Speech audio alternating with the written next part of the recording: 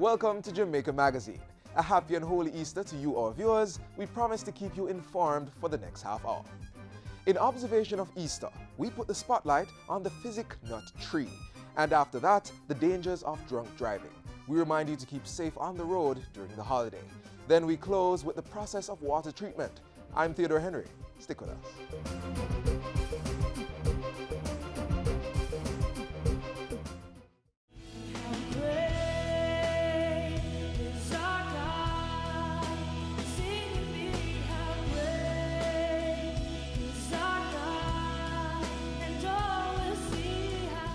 It's Good Friday, and as we kickstart the Easter weekend, let's take a look at a special plant that's said to bleed on Crucifixion Day.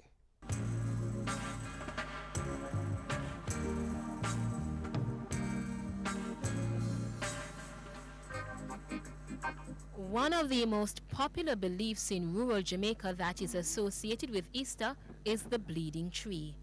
The story passed down through the years is that a tree, commonly known as the physic nut, bleeds on Good Friday, and this is symbolic of the blood of Christ. In some rural communities, each Good Friday at 12 noon, the time when it is believed that Jesus was nailed to the cross, many proceed to cut the physic nut plant. For some persons, this is merely rural folklore that cannot be substantiated. Not so for those persons in Peppers District in St. Elizabeth. They witness this phenomenon year after year. At the Atkinson residence in the district, a small physic nut plant flourishes. During the week before Easter, we traveled to the district to learn more about the mystique of this plant. We cut the plant and witnessed a milky white liquid or sap flowing from the plant. We have a physic nut tree by the gate. So, what I'm telling you now is that on a Good Friday, our parents show us how to go about it. They cut it on 12 o'clock, and we saw it when they cut it, and they showed us that it bleeds. At this time of the year, if you cut it, you see it, should I say bleed? The plant is generally used in the rural areas as a line stake, that is, to demarcate land boundaries, and also as edging around some homes, eliminating the need for a fence. On Good Friday, we revisited the district in St. Elizabeth to find out whether or not the tree would bleed as the story goes. At 11 o'clock, a cut was made in the tree. A milky white stain flowed out. We waited. At 12 noon, we tried again, and sure enough, out of the tree seeped a reddish maroon liquid. For many persons in the area, the belief that the physic nut tree was the tree on which Jesus was crucified is enough to explain why the sap stain changed from milky white to red on Good Friday. On a Good Friday time now, I will set up say 12 o'clock come. Run go down so I cut up. You understand?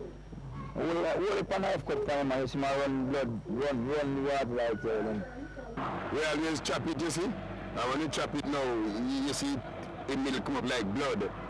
People says blood, I don't know. But they says blood. Signify the crucifixion. The physic nut is from the species Jatropha cucus, and there is nothing mystical about this tropical perennial plant in many other parts of the world. In fact, the oil from the berries of the plant is an excellent biological diesel fuel and is used to power diesel engine in some countries. The berries, which are poisonous, are detoxified and used as animal feed in other countries. In Jamaica, however, the physic nut remains the mythical bleeding tree at Easter.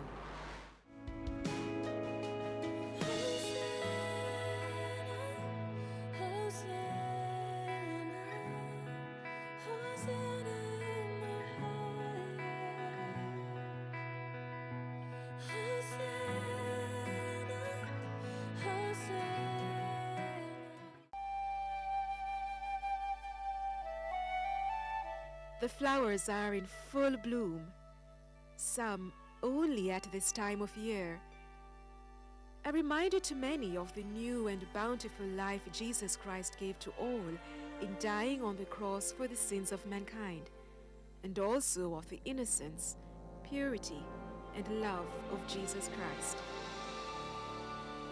We are at that time of year once again, when many reaffirm their faith, and for others, especially in the colder parts of the world, it's a celebration of the beginning of spring, or for some, just a time to get away with the family. Since the 2nd century, Easter has been a holy celebration, making it the oldest Christian observance after Sabbath. And unlike Christmas, it has been celebrated without interruption since New Testament times. However, as with most Christian holidays, Easter has been secularized, taking on a commercial face. This non-religious side of Easter is, however, not new, as it is believed Easter was in fact originally a pagan festival. The ancient Anglo-Saxons celebrated the return of spring with a huge festival accompanied by much revelry and feasting, commemorating their goddess of offspring and springtime, Easter, also known as Ostara. It would have been suicide for these early Christians to celebrate their holy days with observances that did not coincide with celebrations that already existed. To save lives, missionaries spread their religious message slowly by allowing people to continue with the pagan feast, but to do so in a Christian manner. So as more converts were slowly won over, it was changed to a Christian celebration. The early name Easter or Ostara was eventually changed to its modern spelling Easter. Good Friday, Christians here and in other parts of the world reflect on the cruel death of Jesus Christ on the cross. There are few explanations why the holiday is known as Good Friday, since it commemorates the crucifixion of Jesus. Some scholars believe that good is a corruption of the word gods, while others speculate that good was used to denote holy. In Eastern Orthodox churches, the observance is known as Great Friday. Today in Jamaica and many other parts of the world, it is a day of solemn prayer, and for many, the final day of fasting for the Lenten season, which is a 46-day period just before Easter Sunday. Apart from the religious observations of Easter, the season has been associated with baked goods, eggs and Easter bunnies, and much more. Here in Jamaica, for many, Easter would not be the same without spiced bun and cheese. Whether homemade or purchased, bun and cheese is served in just about every home. But how did this practice of eating buns at Easter come about? Our local buns are an adaptation of hot cross buns, which are served in many parts of the world and had their origin in England. Centuries ago, hot cross buns were made and eaten every Good Friday and were thought to have miraculous curative powers. On the first day of Lent and the 6 weeks that follow, many bakeries and homes baked hot cross buns. We all agree that religious services and other Easter celebrations vary throughout regions of the world and even from country to country. Despite this, there is a binding thread of thought. Easter is a time of new beginnings, joy, a time for reflection, repentance, and sharing of love.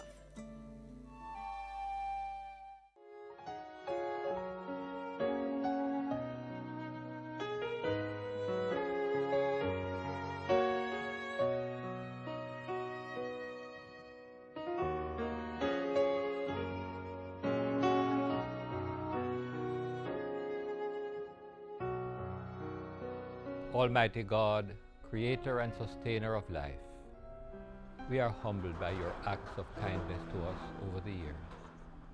You have journeyed with us through the bitter years of slavery and have brought us the gift of our emancipation. We thank you for those who, with determination, have led the way to our freedom. We celebrate another act of your goodness. We have matured. Hallelujah, hallelujah, hallelujah.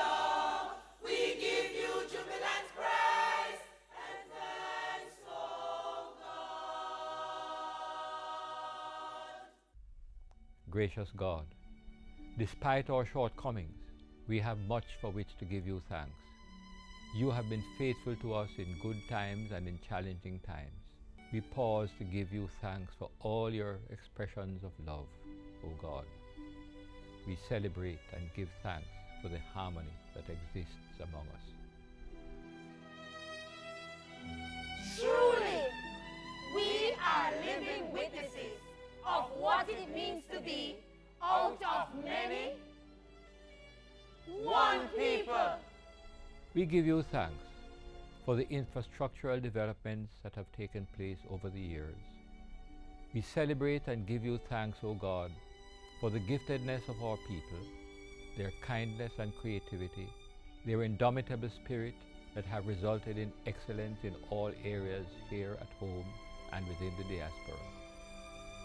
Oh God, we truly love our country, and we thank you for making us a special people admired by the world.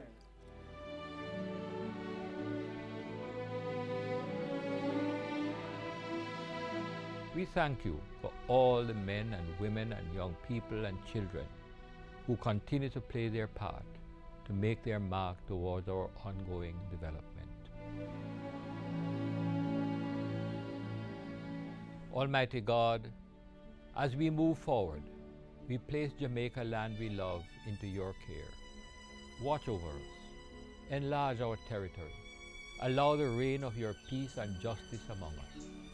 Establish your kingdom among us and help us to realize our full potential. We ask this in your high and exalted name. Amen.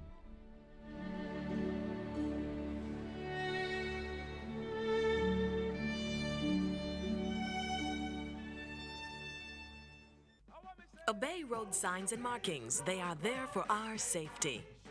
Stop at a pedestrian crossing to allow pedestrians standing at the curb to cross the road. Never drive off while a pedestrian is still on the pedestrian crossing. When driving in slow-moving traffic, avoid stopping on a pedestrian crossing. Stop to allow the clearance of the crossing before proceeding.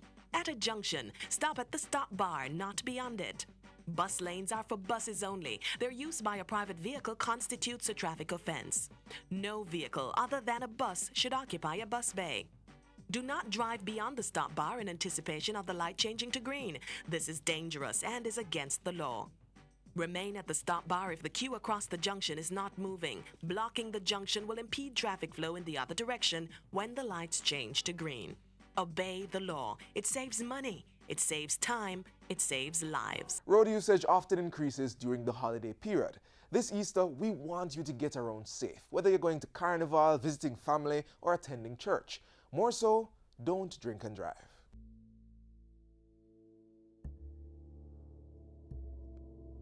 The car came like out of hell and just came right on the sidewalk, knocked me down. I hear this boom boom, loud sound, and I turn around to see what happened. Never until know it was me who got the hit from the vehicle that were parked on the sidewalk. They had to cut out a lot of the intestines. When they lift the car and took out my leg, it was smashed, badly smashed from the ankle. The man was stone drunk. 2 women reliving the trauma that still haunts them. Their stories are similar. Young, carefree girls going along happily, life interrupted by a driver under the influence. Marlene and Eileen are among thousands of Jamaicans who suffer every year because there are still people who drink and drive.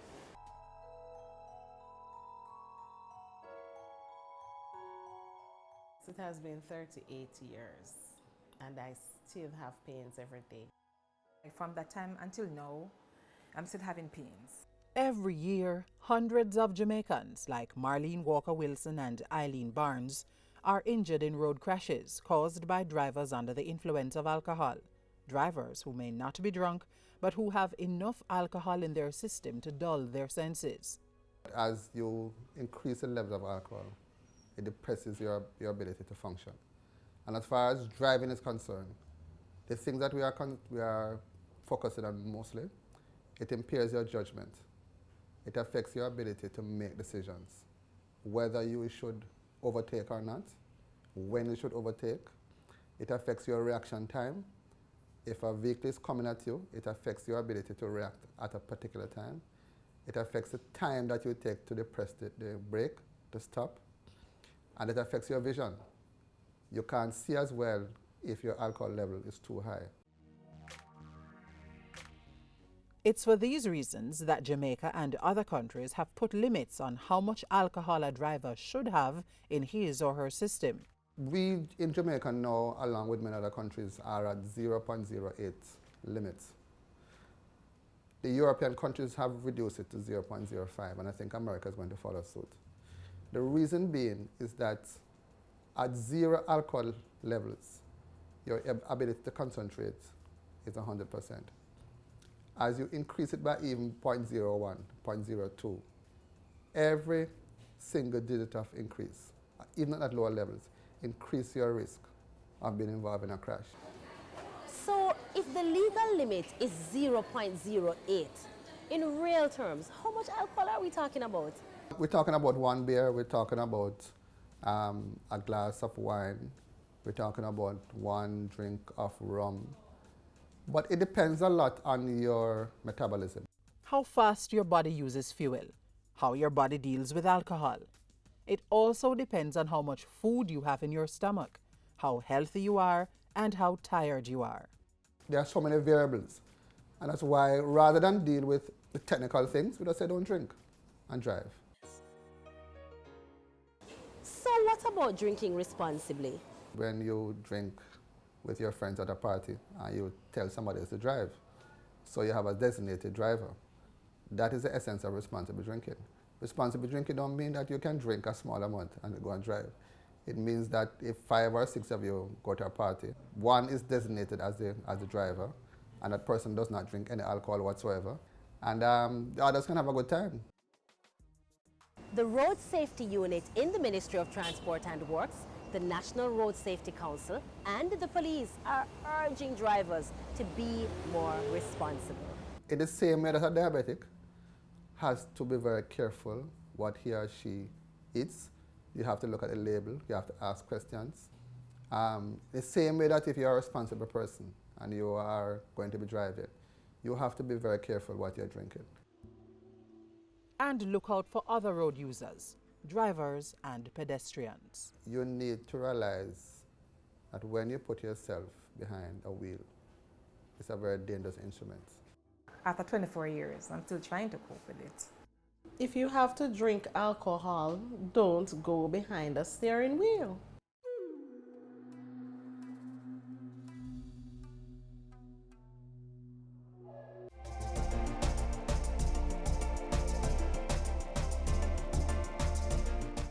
Safety on our roads is our responsibility. Jamaicans, drivers, passengers, motorcyclists, and pedestrians, slow down. Observe the rules of the road. Be courteous. Drive defensively. Be considerate. Buckle up. Wear a helmet. The careless overtaker is only rushing to the undertaker. Not observing the rules of the road could cost you your life and that of your loved ones. I encourage all road users to take special care as we use public thoroughfares. The life you save may be your own. Remember, your family wants you to arrive alive.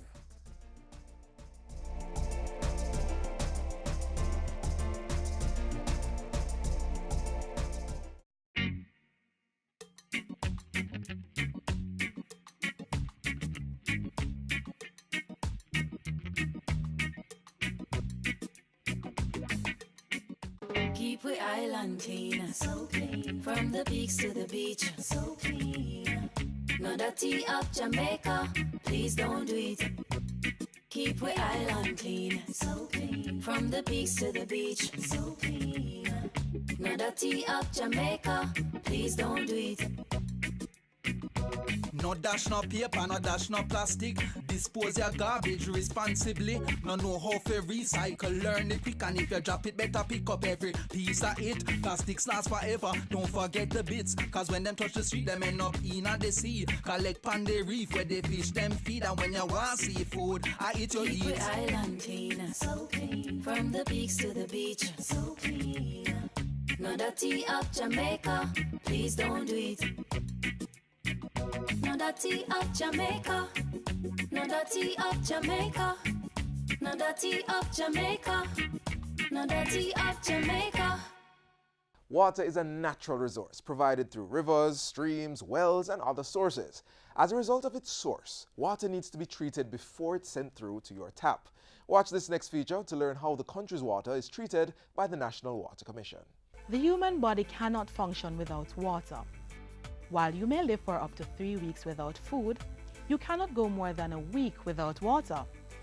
From breaking down the food we eat so the body can use it, to helping us heal when we get sick, water is needed for almost every process that takes place in the body.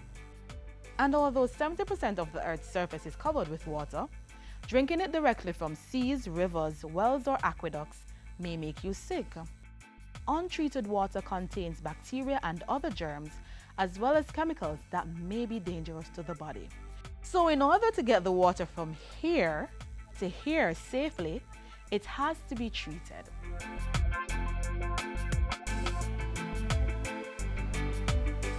Water treatment processes differ depending on the source.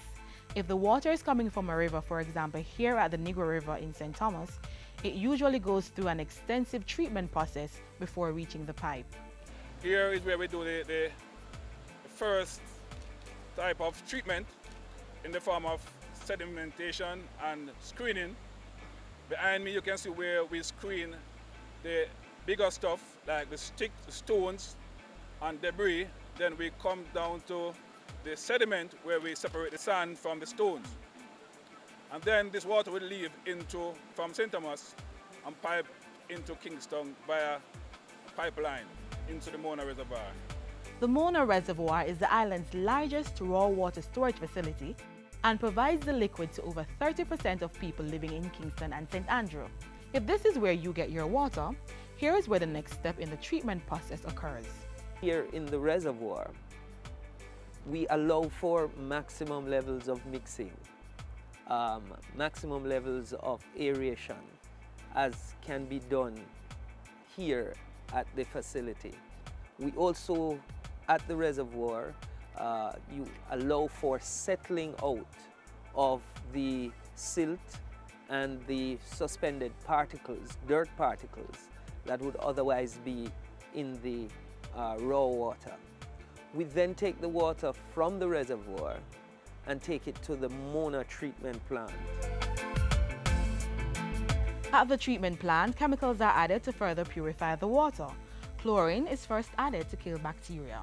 You have stages that include flocculation, where we actually add chemicals to the water that allow those microscopic dirt particles that are still in the water to be brought together in what we call flux, and then we are able to skim it off and remove it from the water.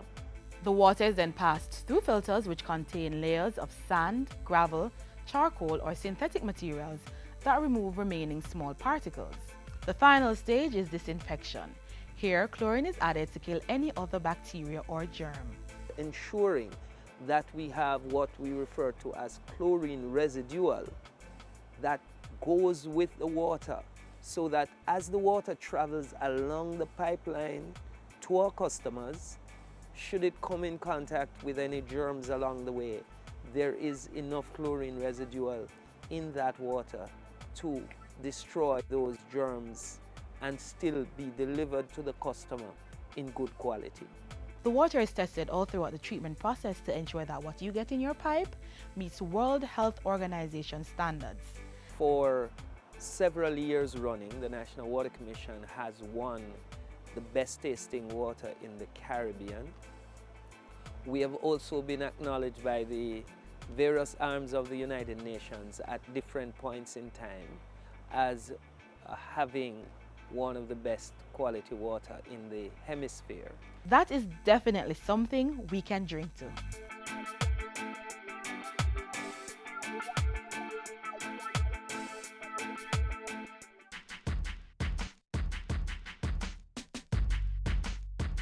As much as we would like everyone to be like us, our country is filled with diversity.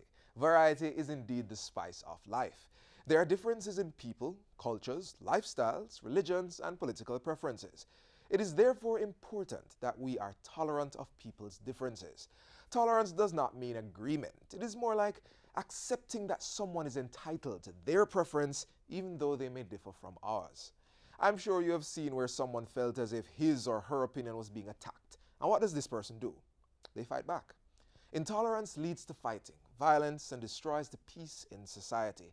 Tolerance means that people can live together peacefully. And this is very important if you want Jamaica to be the place of choice to live, work, raise families, and do business.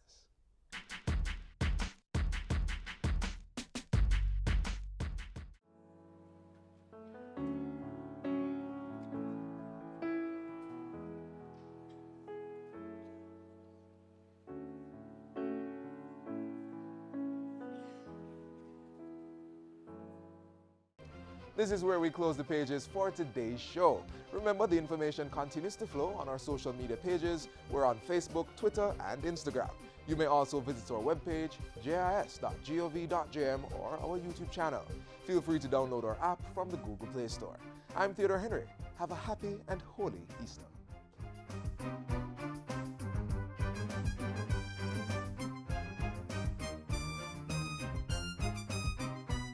This has been a production of the Jamaica Information Service, the voice of Jamaica.